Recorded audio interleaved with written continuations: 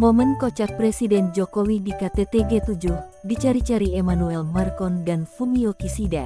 Sesi foto bersama para pemimpin dunia di KTT G7 Jepang diwarnai suasana yang terkesan kocak. Aktornya tak lain dan tak bukan adalah orang nomor satu di Indonesia, Presiden Joko Widodo. Seperti diketahui, Presiden Joko Widodo dan Iriana Jokowi hadir pada pertemuan yang digelar di Hiroshima, Jepang pada Sabtu tanggal 20 Mei tahun 2023.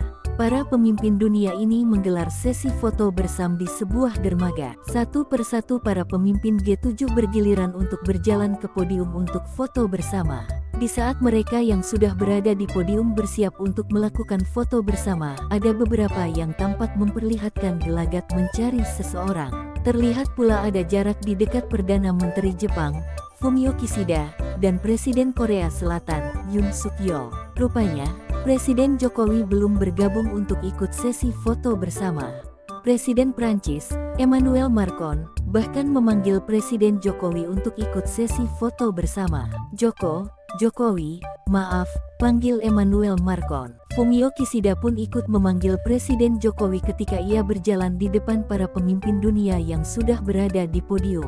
Akhirnya ini dia Jokowi, ujar pimpinan G7 lainnya. Jokowi hadir dalam KTT G7 dengan beberapa agenda yang akan dibahas seperti perubahan iklim hingga soal energi.